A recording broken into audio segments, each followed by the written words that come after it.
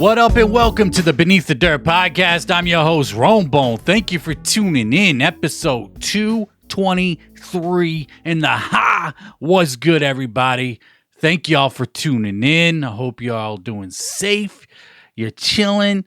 You're at work right now. Maybe you got the day off. Maybe you're getting high. Maybe you're getting drunk. I don't know. If you're listening at 8 a.m. in the morning Eastern Standard Time and you're getting drunk, sheesh. The fuck's good? We here. We fucking live in the building, man. Yes, sir. Beneath the dirt in the motherfucking house. And a little slow news. Not snow news. Slow news. We don't need snow news in this motherfucker. Even though it's like 75 degrees out here in New England right now in the middle of motherfucking November. Shit. But anyway, we got shit to talk about. Like I said, a little slow, but not too bad. But we here. We fucking live, man. And I want to talk about Beneath the Dirt real quick. Beneath the Dirt. Not really news. I guess a little bit of news. But over the weekend, it was actually on Friday, I had the day off due to Veterans Day. Shout out to all the veterans that are currently serving or have served for the country. Thank you. What you do is just beyond respectable, like straight up. Just crazy shit that they do. And thank you for serving for this country. Straight the fuck up. But I had the day off. I was bored, doing a little preparation for this week's show, and then started going through some old USB drives, some, the thumb drives. And I found 2 Beneath the Dirt episodes that were recorded in March of 2017. More than a year and a half before I would officially launch the Beneath the Dirt podcast. Now, I originally had the idea for Beneath the Dirt, some kind of podcast, some kind of content. I didn't know what I really wanted to do back in 2016. I bought the domain. I bought all the graphics like you see over here behind my, over my shoulder over here. I fucking got all the social media pages, locked down the usernames, all that shit. I bought a microphone. I bought the mixer.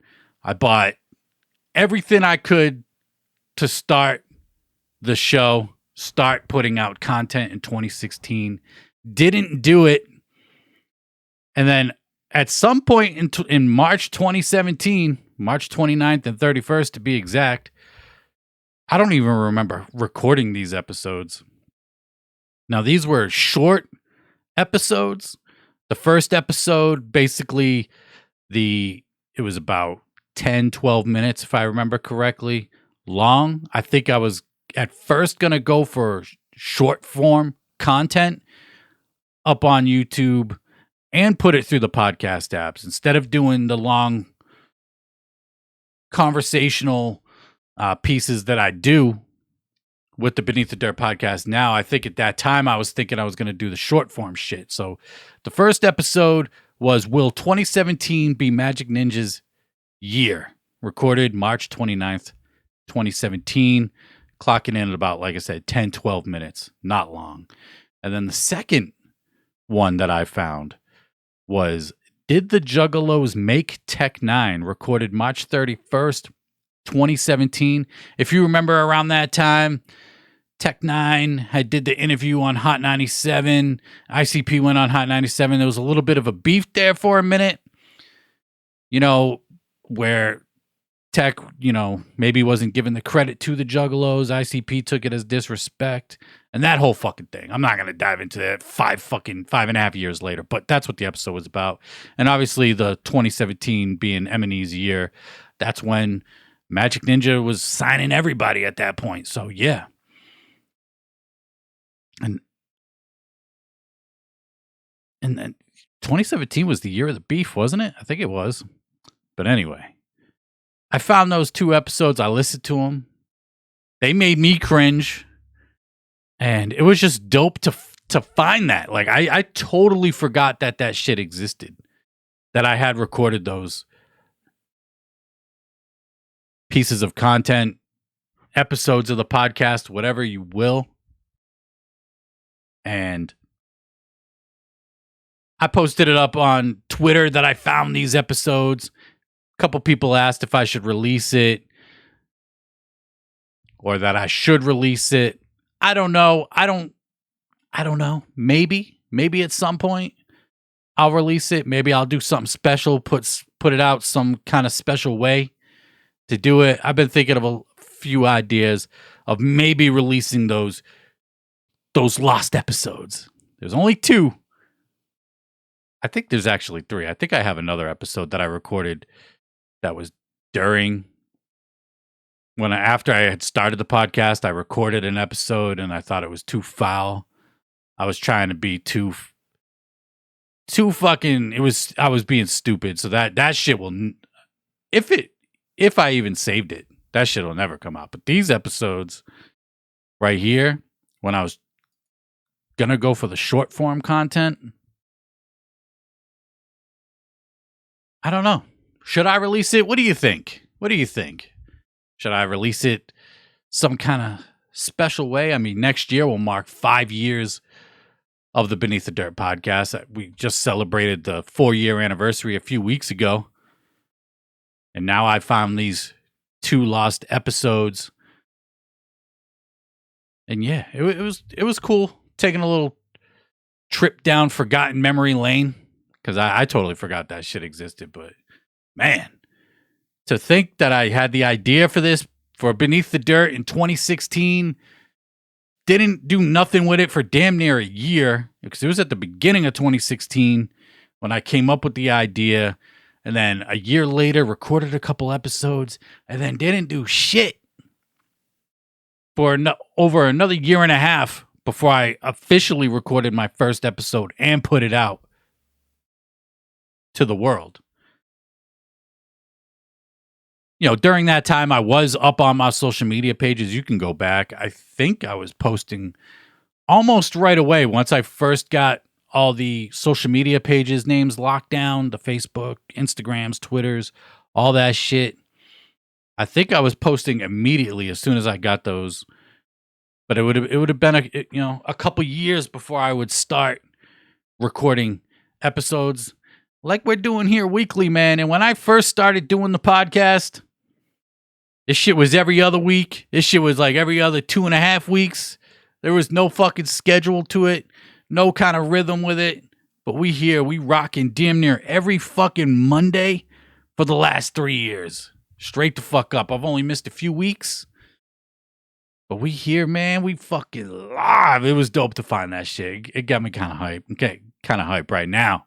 And much love to anybody that's been tuned in since the first episode 38, 74, fucking 138, 223. If this is your first episode, thank you for tuning in. I appreciate it, man.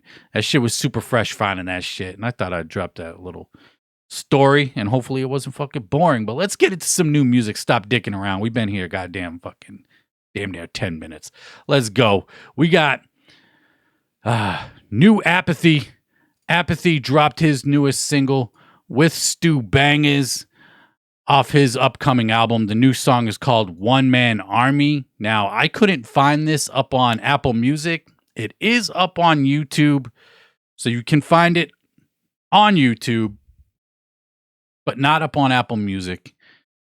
Apathy One Man Army, produced by Stu Bangas, is up on YouTube if you want to go find that shit. Stu Bangas did post it. It's just weird. Apathy, puts out new songs, but they just don't seem to hit Apple Music or Spotify right away.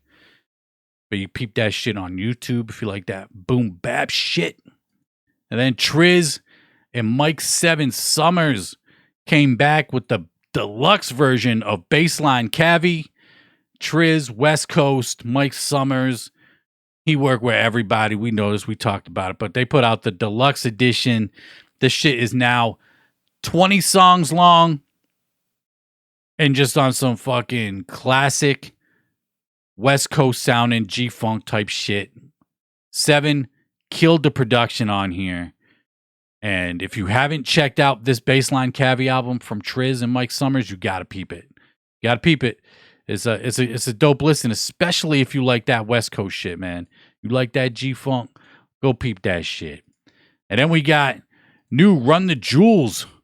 Run the Jewels has released a remix version of RTJ4. This one's called RTJ Quattro. And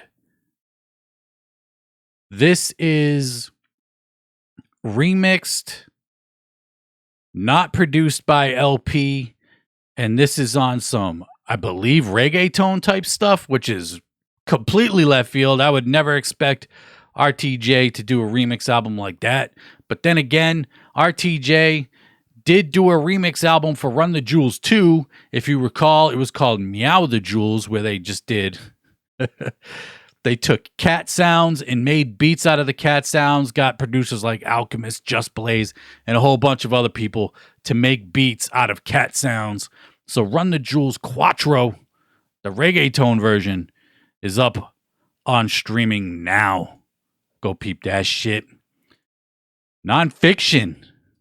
Now, not really considered new, but Nonfiction is going back to their album The Future Is Now and releasing singles, because that album is not up on streaming for whatever reason. It's not up there. Why? I don't know. They have the green CD up on streaming, and that's it. But they released the single Strange Universe featuring MF Doom that was off the Future Is Now album. It's up on streaming for the first time, I believe. Was this album ever up on streaming? I don't quite recall. But yeah, Strange Universe, Nonfiction, MF Doom is up on streaming now. And if you're a fan of Nonfiction, Ill Bill, anything like that, then you know The Future Is Now is a classic album. It's been 20 years. They're releasing these singles as part of the 20-year anniversary of The Future Is Now. So go peep that shit, man. If you ain't checked it out, some old school Ill Bill, Gore-Tex, Sabak, DJ Eclipse, Nonfiction. Yeah. Go peep that shit. And then probably the biggest release last week, or this week, I should say, is Ouija Macc and Ricky Hil's album, or mixtape, whatever you want to call it. Problem Children is out now. 10 tracks, 29 minutes. This is the third collaboration project Ouija Macc has done since going solo, right? The first one he did with Star Fox LaFleur. Second one he did with Baby E. And now we got the one with Ricky Hil. And Problem Children, I want to say almost half the album is produced by Devereaux. And then the other production, whoever produced the other songs, I don't know. But it is out now. And Ouija Solo is my shit. Ouija Solo is my shit. When he does these collab projects, they're not bad, but it's not my favorite shit that he does. Like, I fucked with the Baby E project. We Never Forgot. It was dope, but I didn't really listen to it much. Same with Irregular with Star Fox LaFleur. I have listened to Problem Children once through so far, 1.5 times through. And it sounds good. I mean, I don't think Ouija's capable of putting out whack music. It just seems like when he does the collaboration projects, it's more of a mainstream type sound versus when he's doing his solo shit. And I think some of his solo shit could be played on the radio straight the fuck up. Like, Ouija's just super... Ouija could be spitting that wicked shit, but it could still get on the radio. You know what I'm saying? Like, straight up. And the new album, or mixtape, Problem Children, Ouija Macc Ricky Hil, is out now. So go peep that shit. I know a lot of people fuck with Ouija Macc. And Ouija Macc is the shit, man. And I'm not, this is like my first real introduction to Ricky Hil. Never checked him out outside of his feature that he had on the Fallen Angelic project that Ouija Macc put out. And of course, everything that I just talked about, all the new music, can be found on the Beneath the Dirt Weekly Bumps playlist on Spotify, Apple Music, and YouTube. Links can be found at beneathdirt.com. Go give that playlist a follow. Shout out to everybody that's following that playlist. Also at beneathdirt.com, you can find all my social media links and merch if you want to go cop that shit as well. So yeah, go peep out. That's probably the easiest way to stay up on new music and get put on to new music is following that playlist straight up. I see people, and even I complain sometimes that there's just too much music being released at one time. But that playlist, you know, you might not get a whole album up on that playlist. You only get a song off it, but at least you'll get a taste of what that project sounds like. And then all the other singles that were released that week as well. So I think it's a dope way to stay up on new music. So go get that shit a follow, man. And then last week, the big news story last week, Shaggy and the Creep are done. No more. No more Palcast. No more Shaggy and the Creep show. It's fucking done. It's just crazy how it ended. And Shaggy took to Instagram to announce that the Shaggy and the Creep show is no longer. And this is what he said. Well, what up, though? I have some bad news, but good news. The bad news is officially the Shaggy and Creep show will no longer be streaming, nor the Palcast. But keep your panties on, because coming very soon is the Shaggy show. Oh, shit. Woo! And also, fret not, you can still check Kegan out on Twitch and all the endeavors he has going on. Clown love it. So there you have it.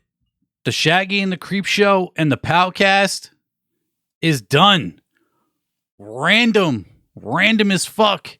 He posted that video. Immediately, rumors began to spread on why the Palcast was over. I was sent a screenshot of an IG story that Josh from the Shaggy and Creep show, he does he films it, does the audio and all that. He had posted up something saying, LOL, got texts on my Apple Watch after blocking Ouija from Ouija. He basically threatened my life because I posted how he stole my art and tried to charge me a photo shoot for it. So yeah, photographers in the industry, after 15 years of consistent work, this is what you have to look forward to working with underground artists. Pretty sweet. All I wanted was a t-shirt with my artwork on it.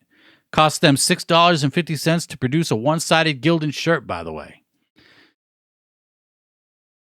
And then to add fuel to that rumor, Ouija commented on Shaggy's post saying that it was great news. You know, because in the video, Shaggy said that it was stale news, stale but good news at the same time. Ouija said there was nothing but great news there, and Shaggy show is what they really want, is what the people really want. So that was adding fuel to the fire of Josh's post, where he had some sort of disagreement with Ouija Macc. So people were speculating that it was that. But then Renee Too Dope went on, I think it was Facebook, on Fago Lover's post about the cancellation of the Shaggy and the Creep show. Renee Too Dope, Shaggy's wife, obviously. You've seen her on the Palcast and the Creep, Shaggy and the Creep show and all that. She wrote, "Sorry, everyone, but no, Shaggy has plans for more Shaggy shows, and I have lots of ideas in store. The decision to part ways has nothing to do with Psychopathic or anyone hanging out with M&E affiliates. Also, please keep in mind, Shaggy and the Creep was completely independent of Psychopathic and therefore did whatever we felt like doing with it. No influence from psychopathic whatsoever. That was another rumor going around that maybe Violent J put an end to it. Or somebody from Psychopathic said, hey, enough is enough, end the fucking show, and it's over with, due to, Kegan was seen last month at Gorefest, or a couple months ago at Gorefest with Lex the Hexmaster, and, straightjacking, working with M&E, and doing shit with Psychopathic at the same time. The affiliations are all over the place. But she put a end to that on that rumor, on those rumors right there. Kegan went live the night Shaggy did post up that video up on his Instagram page, and he went live for about an hour and a half talking about it. He said the rumors with Ouija Macc and Josh are not the reason why the show ended. It's they got love for Ouija. Ouija's got love for them. That's not why. The picture that Kegan took with Lex the Hexmaster at Gorefest is not the reason why the show ended. Again, he reiterated what Renee 2 Dope said, saying that Shaggy and the Creep Show was completely independent of Psychopathic, and there's nobody at Psychopathic that ended the show as well. So really, we got no real reason why Shaggy and the Creep are done. If you watch that video with Shaggy 2 Dope up on his Instagram page, to me seems a little uncomfortable. I could be wrong. I mean, I'm sure he's uncomfortable having to announce that the show is fucking done. But the real I don't think we'll probably ever know why, the real reason why this show ended. And Kegan, when he was on his live stream, this dude had the opportunity to go up there and talk his shit if he really wanted to. Stir the fucking drama mill up, Stir that motherfucker up. But he didn't. He chose to keep it classy. I posted this on Twitter last week. He could have talked his shit, but chose not to. He kept it classy. I give him props for doing it, because really we don't need more drama. You know what I mean? It's just odd that the Shaggy and the Creep are just done out of nowhere. 2 weeks ago, they were in Detroit doing the Palcast live. And now it's just done. Why is it done? Like I said, I don't think we'll ever know why it's done. It just seems too abrupt for there not to be some kind of reasoning why this shit ended. Like, if you're gonna end it, and end it without the rumor mill fucking going crazy, announce that the show is going to be coming to an end. Do 1 or 2 more episodes to announce that the show is over. The Palcast is over. The Shaggy and the Creep Show is done. Kegan is still streaming live up on his Twitch channel. I saw him the other night streaming some Super Mario with Straight Jacket, and Josh. Josh was on camera as well. I believe that's who that was. So Kegan's clearly doing his thing. Shaggy says he's going to be bringing back the Shaggy Show. People are excited for the Shaggy Show. I don't blame them. Remember the Shaggy Show back in the day? If you were down 20 years ago on dial-up internet, 56K, AOL, all that shit, then you remember trying to download those 5-minute videos. They were short. They weren't long. Watching it, Kegan was saying the same shit on his live stream. These tiny ass little videos up on your computer screen, blurry as fuck. That shit was dope back in the day. Like Kegan said, the Shaggy Show was ahead of its time before YouTube and all that shit. So the Shaggy Show's coming back. Kegan's doing his own thing. Just a super abrupt ending for the Palcast, the Shaggy and the Creep Show, man. They had a following. to just end that right there. There was money coming in from that. They were selling merch. They had the t-shirts, the cups, fucking everything, man. They had the merch game fucking going and popping. They were doing live shows. And now it's just over. Just fucking over like that. It's crazy, man. You never know what's going on behind the scenes for anybody, And Shaggy and the Creep Show, I don't even think it's debatable, the biggest Juggalo podcast that there was. I mean, shit, they made it onto Your Mom's House. Tom Segura and Christina P., one of the biggest podcasts in the world. Your Mom's House. If you've never checked out Your Mom's House, that shit is hilarious. But anyway, they made it onto Your Mom's House. And yeah, I mean, they were fucking doing it. And they've been doing it like consistently. And another point Kegan brought up was, Shaggy 2 Dope is in the band, Insane Clown Posse.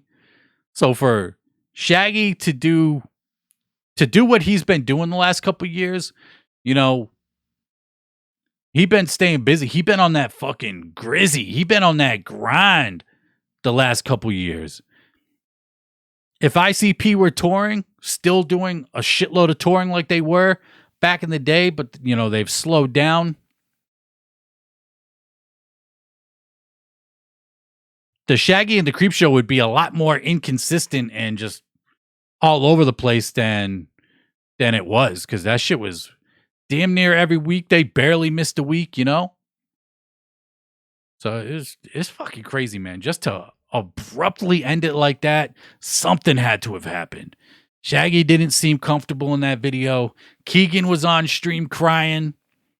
I don't blame him. He was thankful for the opportunity. Like I said, he kept it classy, man. Thankful for everything. Thankful to Shaggy and his family for taking them in to their house, doing all the, doing everything that they had done over the last couple of years. He said once upon a time, he was just a little juggalo in the scene, and, to even think that something like this would come to fruition for him would have been a wild dream.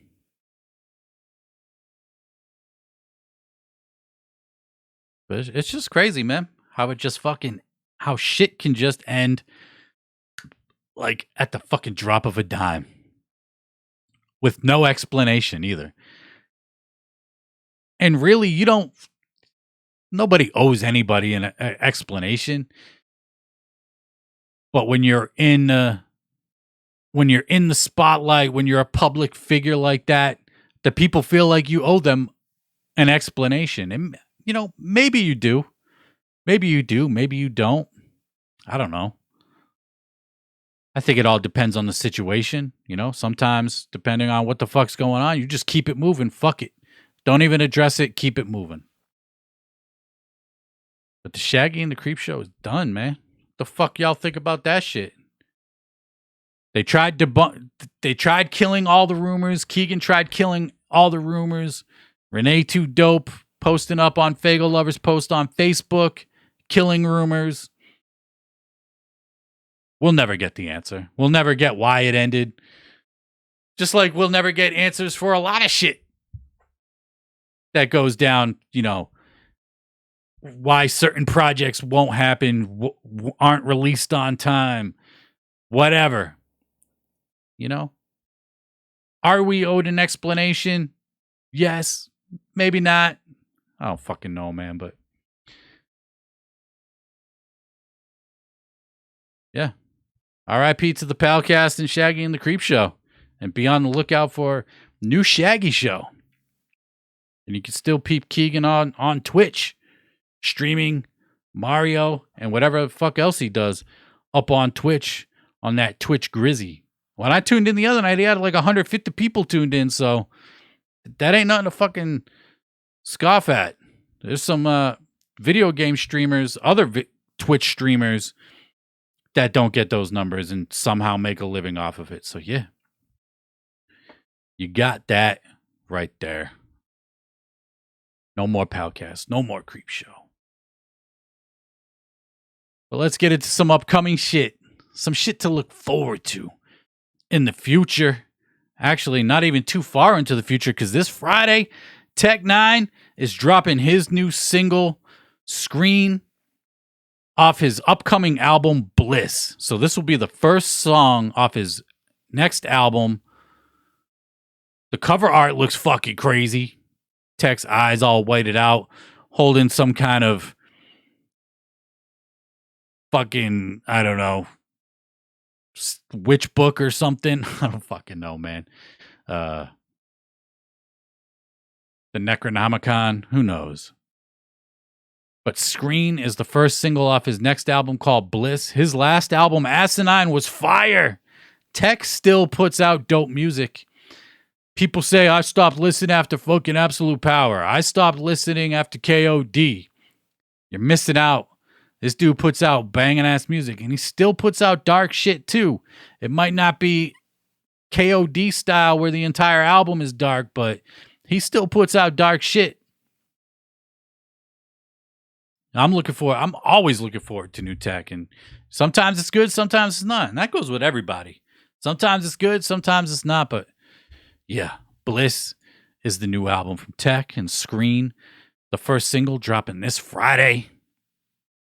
We got twiztid going to be making an appearance at the Spookala Bearded Brown Coat Comics and Games presents the Holiday Spooktacular. Spookala going down. I believe this is in Florida. It doesn't say on the flyer here, but when I looked it up, pretty sure it was in Florida. December 17th, December 28th. On December 17th, there will be a concert with Power Man 5000, First Jason, and Werewolves at O'Malley's Alley. I don't know if twiztid will be performing on there. I guess, assume that they are. And then Sunday, December 18th, there will be a twiztid panel from 2:30 to 3:15. Twiztid will be signing both days, so they must have a booth at this horror convention going down December 17th and 18th, the Spookala Horror Convention. And yeah, they be doing a lot more cons lately. Violent J got that other con coming up too. He's got one coming up as well. Alla Zululu announced Axemas. We already talked about where it's going to be. It's going to be at the Hive in Portsmouth, Ohio, December 10th. They announced the lineup for the 5th annual Axemas show. Performances from Alla Zululu, of course. Super famous Fun Time guys, of course. SON, Kegan Grimm, Diabolic the Monster, Clockwork, not Clockwork from Gorilla Voltage, and Mr. Green. So that's going down December 10th at the Hive in Portsmouth, Ohio. The 5th annual Axemas show. I was lucky enough to catch one of the Axemas shows. They came to Boston one year for an Axemas show, and it was the show where they debuted the 2.1 faces. The faces that they would start wearing during the Mausoleum era. And that was fresh as fuck, man. If you ain't been to an Axemas show, you got to get to it. Zool puts on a fire performance. Never seen any of the other guys live, but I know Zool fucking kills it, and the price tag alone is worth it for Zool. Straight the fuck up. So yeah. Axemas 5 going the fuck down. And then Lyte.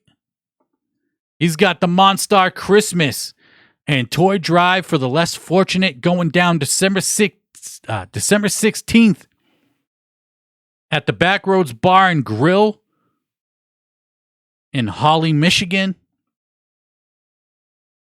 To get into the show, entry is $25 and a toy donation. Performances from Lyte, Project Born, Straight Jacket, Schizo, and more. Yeah, Lyte is looking to follow up Lights Out with this Monstar Christmas. Lights Out looked like it was a dope show. Bunch of people showed up for that shit. And I'm from what I gathered online, this Monstar Christmas show is more intimate at a smaller venue. Not many people are going to be able to get in. So if you're thinking about going, you probably should cop a ticket ASAP because it's going to be a smaller show. Yeah. Go peep that. Go peep that shit, man. Go to them shits. Go support your favorite artists. Go to those shows.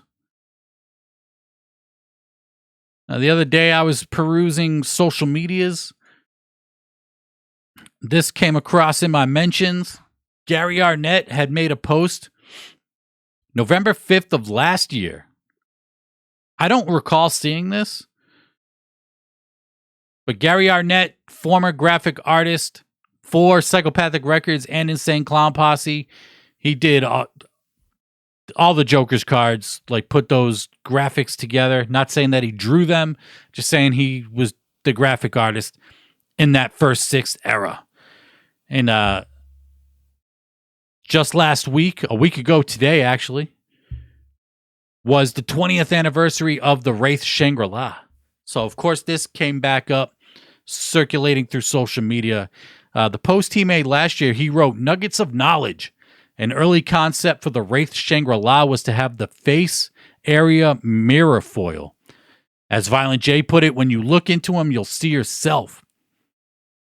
Unfortunately, the silver foil didn't really have a mirror effect, just a metallic look, so the idea was scrapped. So originally, the idea was when you bought the CD, the Wraith's face was going to be a mirror, and when you looked at it, you would see yourself. That is fucking dope. That is a dope little nugget of knowledge, like he said. 20 years of the Wraith. You know, it was the first Joker's card that didn't have a black background. You know, of course, you had the Wraith with his hand out, with the clouds behind him. It would have been dope if they were able to pull off the mirror face so you could see it. It would have fit into that Dark Carnival lore, man. I mean, everything is about what you do in life. The whole Dark Carnival, the Joker's cards, is what you do in life and where you'll end up, depending on, you know, how and what you do based on your actions while you're alive. That would have been fresh as fuck. I thought it was cool little tidbit. Talk about that shit real quick. And like I said last week, man, the Wraith Shangri-La is a certified classic. Straight the fuck up. That album is so goddamn good. It just gets better and better with every listen. If you haven't listened to it in a while, go peep that shit because it's a fucking banger of an album. Love that shit. Love it, love it. mcnastee dropped a music video for Dead Don't Sleep with Blaze Ya Dead Homie last week. This song has been out for a little bit now. He dropped his album at the Gathering, Elbow Drop 1.3. mcnastee did, and this song was featured on that album. You can get hard copies from mcnastee, but the video, mcnastee and Blaze, Dead Don't Sleep, it's a banger of a song. The visuals came out dope. I had to talk about it because I fucks with mcnastee. So go peep that shit, man. And then we got a couple birthdays to talk about, you know. Oh shit, it's your motherfucking birthday. And happy birthday to Scum. Dinnerz served November 7th, 2007. 15 years ago, Scum put out Dinnerz Served. Scum been putting it down for a long ass time, man. It's crazy. You know, I remember I probably started first hearing of Scum during this time. It was like maybe a couple years before, but 2006, 2007, somewhere around there was when I first started hearing of Scum. And he was already putting it down for years before that. So happy birthday to Scum's Dinnerz Served. And then we got Swollen Members. Monsters in the Closet celebrating its 20th anniversary, which is crazy. 20 years. I've been listening to Swollen Member damn near 25 years at this point. But November 12th, 2002, Swollen Members, Monsters in the Closet was released. And there's fucking bangers on this track. This was the follow-up to Bad Dreams, which is my favorite Swollen Members album. Or it's up there. It's tough. But anyway. It was a follow-up to Bad Dreams, which was a banging album. Love that album. And this shit was dope. Now, Monsters in the Closet was kind of like a forgotten freshness for Swollen Members.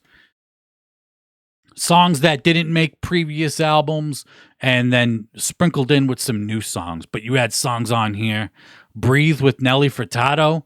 That shit was a banger. Like, I fucks with Nelly Furtado. She's talented as fuck. That song was super dope. Heavy Thinkers were $150. Red Dragon. Mocha Only. Bring It Home with Mocha Only as well. This was kind of like Mocha Only's. This is my introduction to Mocha Only. No, because he was on Bad Dreams. But, yeah. This is when he started coming back into the group full time. And then, you know, the next album, Heavy, he would be on that entire album. But Swollen Members, 20 years of Monsters in the Closet. Happy birthday. You know, and thinking of Swollen Members real quick, you know, we've been talking a lot of Madchild lately. He's got his upcoming album with Obnoxious coming out. And the last couple years, Madchild had dropped a few albums on his own independently. And there was the fucking thing that was going on where merch was just not getting shipped out. He dropped Little Monster, the deluxe Little Monster, Shane 2, and Superbeast, and people were just not getting their merch, the CDs. Like every one of these albums had a CD pressing. But now he's back working with SRH and Suburban Noise. You know, the Mobsters and Monsters album with Obnoxious is coming out through Suburban Noise. If you were never able to secure your merch from Madchild, hopefully you got a refund, first of all. And if you haven't completely just wrote off Madchild because of it, Suburban Noise website is selling all those albums on their website. And you will get your shit from Suburban Noise. Like, they're just legit as fuck. Even when they were in their downtime before the relaunch, if you ordered shit from Suburban Noise, you would get it. So you can cop the Little Monster albums, the Shane albums, the Superbeast CDs, and everything's on sale right now too. This ain't no fucking paid promotion or anything like that. It should be, but it's not. But everything's on sale up on their website. You can cop it. I think the CDs are like $6. Fucking, they're having a crazy sale right now. So if you wanted to cop those shits and you were unable to get them and you haven't completely wrote off Madchild, go cop them shits because you will get them. And I'm just glad he's back working with Suburban Noise. It's just how it should have been in the first place. And that's how it is. So yeah, go peep that shit, man. And that's going to fucking wrap it up. I appreciate everybody that's tuned in right now. Much fucking love. I appreciate y'all, man. It's just fucking... I love y'all, man. I don't know what else to say. But I'm Rome Bone of the Beneath the Dirt podcast. And until next time, I'm out. Peace.